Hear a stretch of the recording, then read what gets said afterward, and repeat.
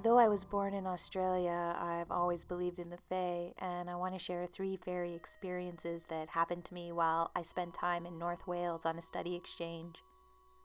I will also mention that my mom is from England, and we have some very old English, Cornish, and Welsh blood in us. Many of our ancestors have lived there for hundreds, if not thousands, of years. It's the same on my dad's side, but he was born in Australia and mostly has immigrants or convicts from the UK in his background. Here are the 3 stories. The first occurred in March 2018 at the Great Orme mines in the town of Llandudno. The Great Orme was a late Neolithic copper mine, and as I was studying archaeology, our lecturer took my class there for a field trip. We went out of season, so there were no other tourists, and one of the resident archaeologists gave us a tour through the underground complex. It's amazing. You can still see the marks where people excavated the shafts using deer antler picks. Inside the mine, there's one of the largest pre-industrial age man-made caverns in the world. While our guide was talking about the cavern, myself and another student were standing further up the mine shaft towards the opening of the cavern. Now, we were told not to go off the path because it can be dangerous. Rocks can fall and there are hidden shafts. But the guy I was standing with asked me whether or not the guide would let us have a look at the larger cavern. I said it couldn't hurt to ask, but probably not because of the rules. He said he was going to have a little peek inside the cavern, and I told him to be careful.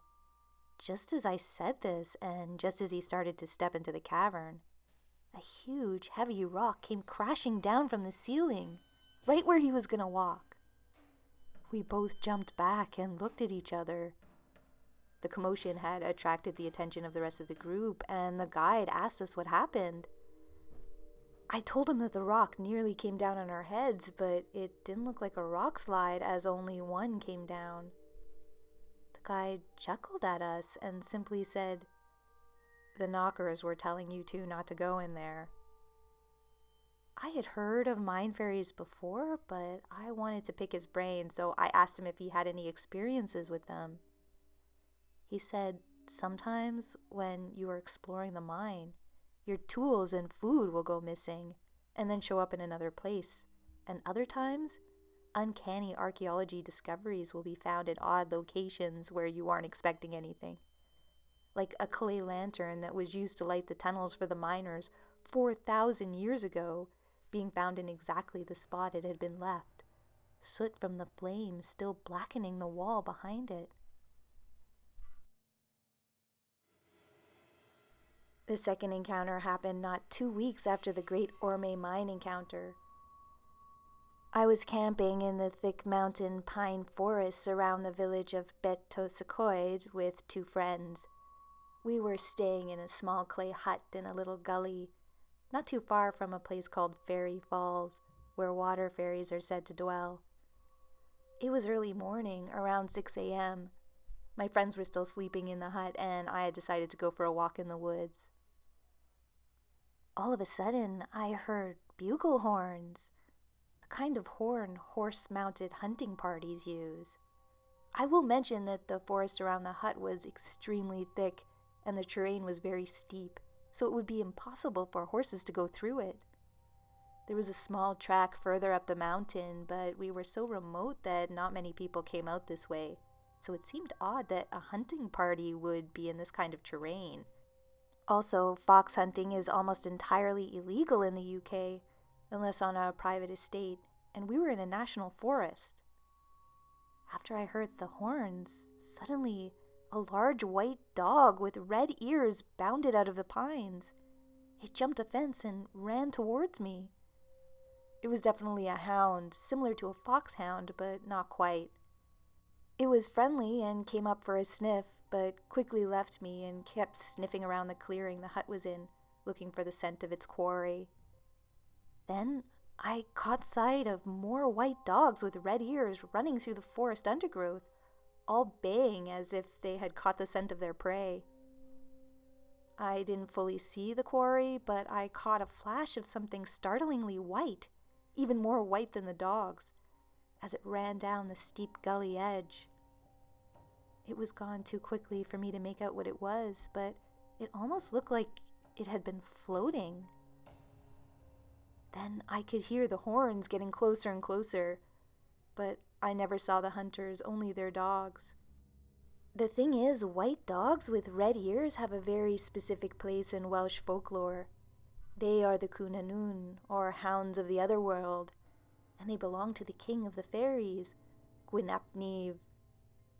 They are also said to escort the dead to the other world, as well as hunt wrongdoers to the ground. Were they Bippity hounds? I can't say. I didn't see Gwyn himself, but it was certainly a sudden and odd scene, so far out in a thick forest. The final fairy encounter happened on the night of Beltane Eve of May Day. Beltane is an ancient festival heralding in the first day of spring. Many Wiccans and pagans celebrate it today, but the festival is much older than any New Age rendition of it. It's meant to be one of the days of the year. The other day is Samhain, or Halloween, when the veil between our world and the other is at its weakest. I was at a stone circle in the town of Bangor on the straits that separate mainland Wales from the island of Anglesey, the last stronghold of the Druids. We had decided to have a little Beltane party, so we were playing some music and drinking a heap of wine. Before we got into the wine, though, I poured a little onto the earth as an offering to the fairies. I'm not Wiccan or really pagan, but it felt like the right thing to do. Anyway, as the sun set and it got dark, I was looking out onto the bare trees near the edge of the stone circle and noticed little flickering lights in the tree canopy. At first, I thought they were car headlights across the straits, but they didn't move like a car. They bobbed up and down, and when I looked directly at them, they vanished. Because they were in the canopy, I thought they could have been the lights of a helicopter, but there was no telltale sounds of the rotors. Now, I will say that though I had been drinking wine, I wasn't drunk, but I wasn't sure about what I was seeing, so I asked my friends if they could see the lights too. None of them could. I kept pointing them out and insisting that they were there, but no one saw them, even the self-described witch of the group. Because no one but me could see them, I let it go and watched them until they simply faded away. But this, to me, was undeniably a fairy experience. I just wish someone else saw it with me. I will say, even though I've experienced many paranormal things in my life, I have never had so much activity happen as when I came back to my ancestral homeland.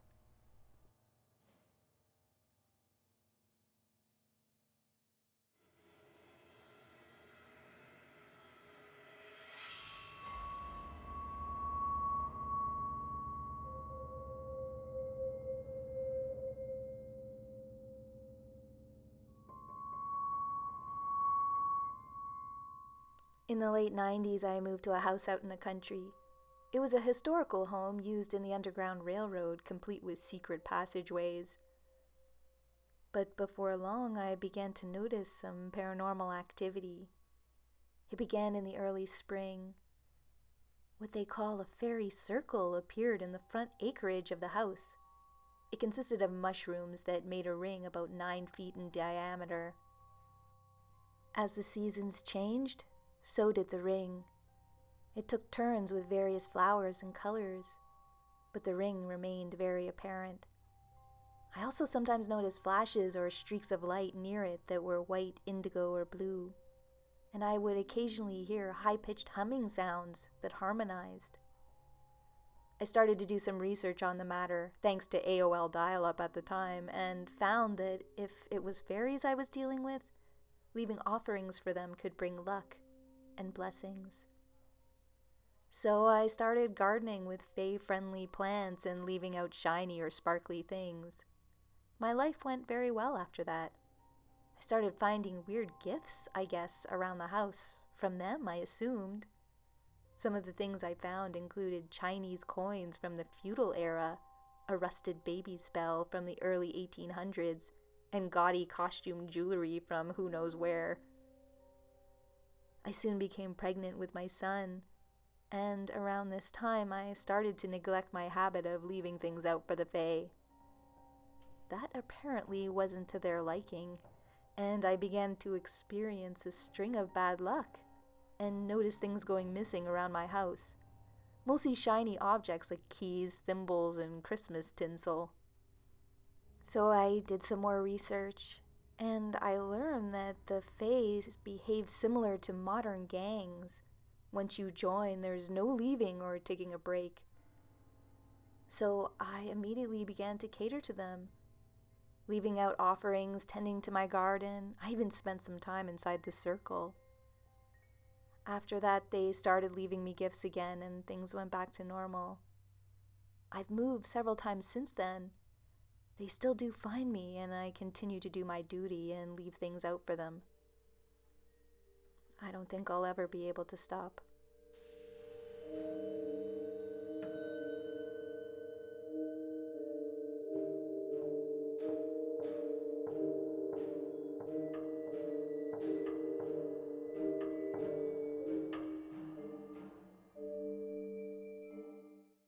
When I was a child, I spent my summers in the countryside on the Isle of Man.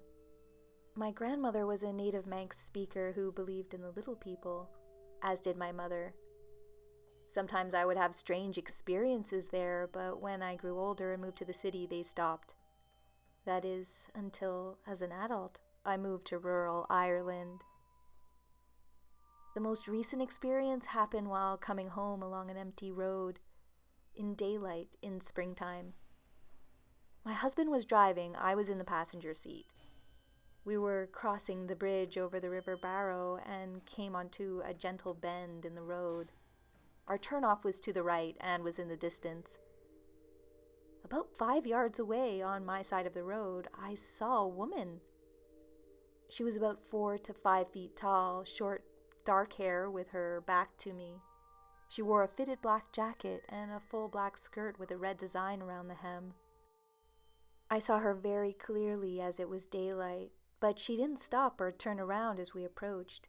She didn't wave or put up her hand, which is the usual practice in the Irish countryside. We passed her, but I didn't look back at her. I asked my husband why he didn't pull out to give the woman more room, and he said, "What woman?" He hadn't seen her at all. This seemed impossible to me. She had been right there on the side of the road, and there wasn't much else around. I was so sure I had seen her that we turned the car around and returned to the place and stopped. We got out. No sign of her. No houses where she could have gone. Nothing. I couldn't explain it. There have been other experiences I've had here, but this was the most recent and the most clear. I don't know for sure that it was a fairy. It may have been a spirit or ghost, as you call them. But the wider area is known for fairies, fairy paths, and a fairy tree.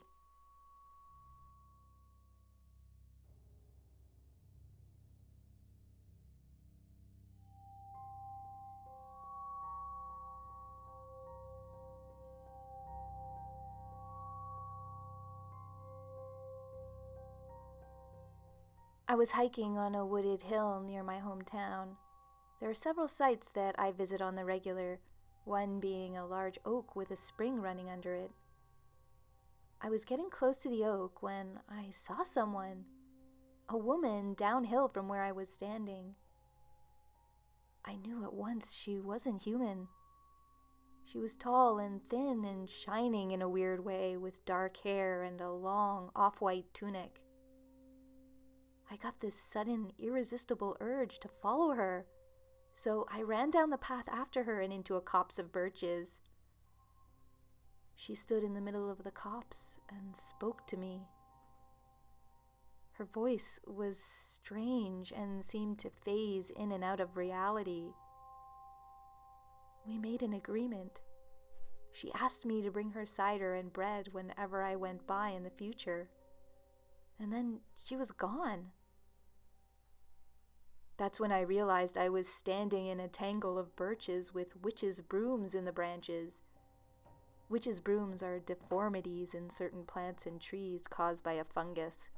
They look like the bottom of a broom or a bird's nest. They aren't very common, and I'd never seen them in that wood before, and I'd been going there for years. The area did have a reputation for other things like granny green teeth and moving trees on the other side of the hill, but I'd never seen anything out of the ordinary there before. I think the word fairy is a catch-all term to describe beings that inhabit our world that are generally unseen and that have different races with different ideas on etiquette and culture. I believe the woman I met was a fairy. She seemed very much connected to the birch trees. I don't live in that area anymore, but whenever I visit, I bring some cider and bread for that lady. It doesn't feel like a choice.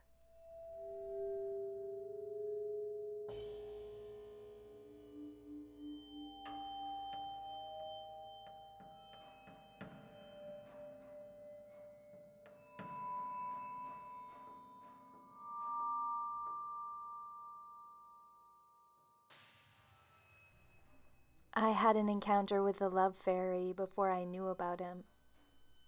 Let me start from the beginning. My first encounter was early morning on a spring day. I had just finished dropping off my little brother at the school bus. I was tired and decided to go back to bed and check out some YouTube videos on fairies. That's how I came across your channel. I started to listen to the many videos in the fairy bestiary, and before I knew it, I was fast asleep, and I dreamed. In my dream, I was on a hill in Ireland or Scotland. Don't ask me how I knew, I just did. That's where I was. And there was this outdoor party with wooden tables covered in cakes and sweets, and there were many people around that I didn't know, and yet somehow I felt I knew them.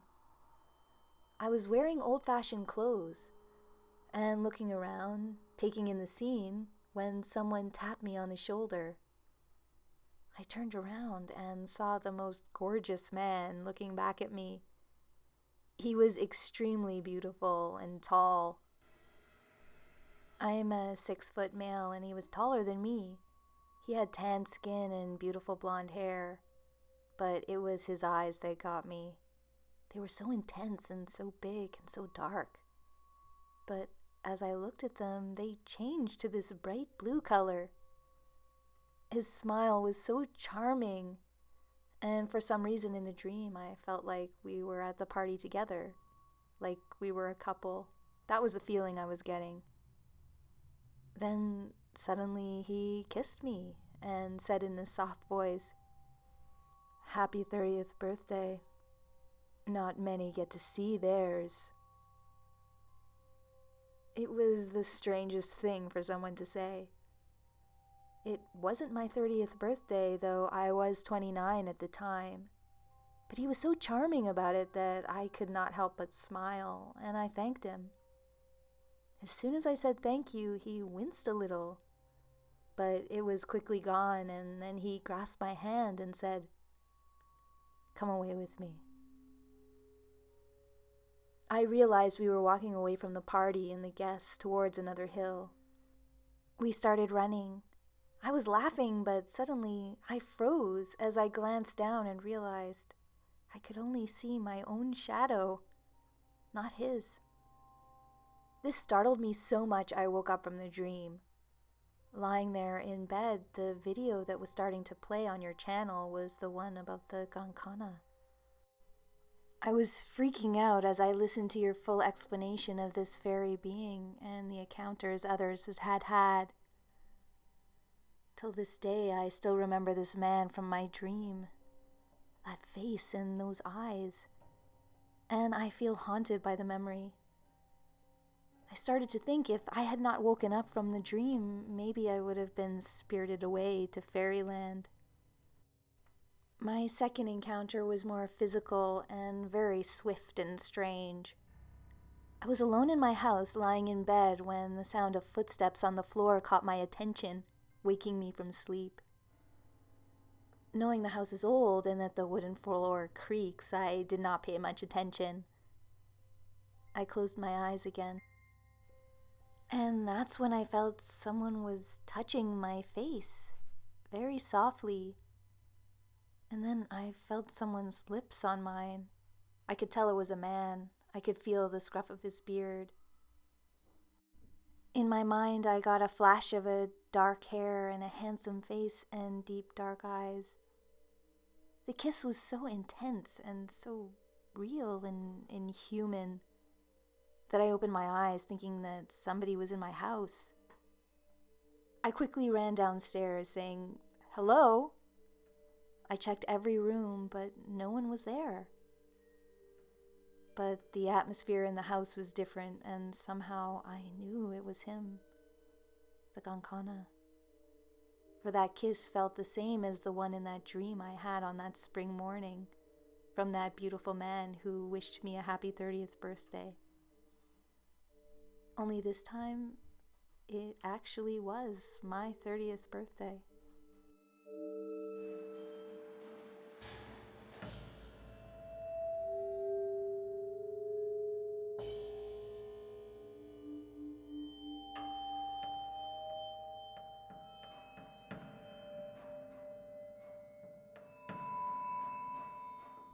I was just starting to browse the real estate market when I found a house online that looked right up my alley. The price and size was right, but it was also out of town. It had lots of land and had a spring-fed stream going through the property. It was listed as a private sale, so I rang the vendor, a woman, and arranged to see the place on a Saturday afternoon. On my way out to the house, I decided to stop in at a bakery and grab a hot pie for lunch. This particular bakery is famous for its slow-cooked gourmet pies. Getting out of the car to go to the bakery, a very definite, powerful thought sort of burst into my brain. Not really like a normal thought, more like an impulse or a hard, battering urge. Well, this thought said, "You should take her something, a gift." And then I sort of thought, that's a weird thought. I haven't taken any of the other vendors at properties I have been looking at gifts. Then, with the same sort of force, the thought said, "Take her some fruit bread." I walked into the bakery, and there on the shelves were beautiful fruit and nut loaves. So I bought my pie and I bought the bread. The drive down from the city where I was living to the property took about 30 minutes, and the whole way I was thinking how weird it was for me to be taking this woman some bread. I pulled up. It was an early spring Saturday where the sky is black and the wind is awful and the drizzle is constant.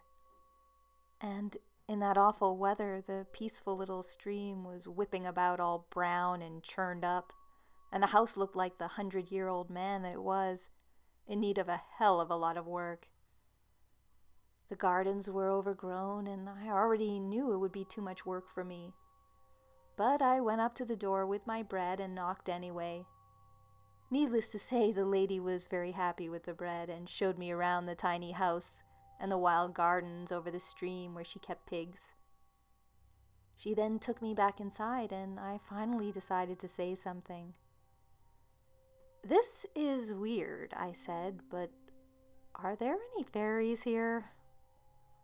She looked fascinated, but not surprised or weirded out like I thought she might. "Yes," she said. "Well, there is a Taniwha. According to the mythology of the native people of New Zealand, the Maori, the Taniwha are shape-shifting water spirits. The stream is spring-fed," she said. "It comes down from the silver springs up the hills behind us, and he's here to protect the water, I think." She carried on as though she was very familiar with him. "He's much older than the Maori people, though, so he was probably called something else before they got here," she said. While she carried on explaining about the Taniwha, it was like there was a happy old man sitting behind me, nodding his head, muttering, "Yes, that's right," and "Aha." And when she spoke of the Maori people, visions of tribally dressed people drinking and fishing from the stream sort of filled my mind, while at the same time I received a tidal wave of images about how he was of the land and of the water, as old as the earth, and how he was formed and why he was there. I could not see him, but I could see him in my mind, first a shifting thing of water, then like a lizard, then like an old man in a gray cloak, and finally like a beautiful young woman with no clothes on at all. All this I watched like a film in my head, how the land had changed around his stream, and I heard his voice and felt him grinning. That is still the overwhelming sense I have when I think about that day. Him grinning, satisfaction, and my sense of awe that he knew I was coming and was capable of telling me to do something when I was miles away, like time and distance and just the physical world were no barrier to him. The woman talked about how occasionally other people picked up on his presence. I explained that I was now sure it was him who told me to bring the bread. When I think about him now, I think he is still aware of me, though I think I'm probably as significant to him as a fly would be to a person. I didn't buy the house, though I do think he would have liked me to. I did go back for more viewings and felt something, but nothing as strong as that first time. I am a believer. I have a passionate academic interest in folklore and mythology and religion. But other than maybe one group ghost sighting as a young teenager, I haven't experienced anything like this. I never litter, not because I'm a great conservationist, but because I have always felt like it might upset the fairies. And I don't step into mushroom circles. But other than that, I'm a normal, not a spiritual, hippie, new agey person, but someone with a mortgage and a day job, haha. What are fairies? To be honest, I'm not sure I have an opinion on that. They're just a part of the earth as much as water or dirt, but not limited to the physical.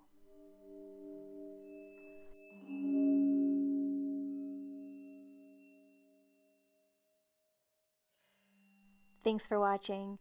Several stories in this video came courtesy of the Fairy Census. I edited those stories just to make them more friendly for narration, but if you want to read the originals, the link to the census is in the description.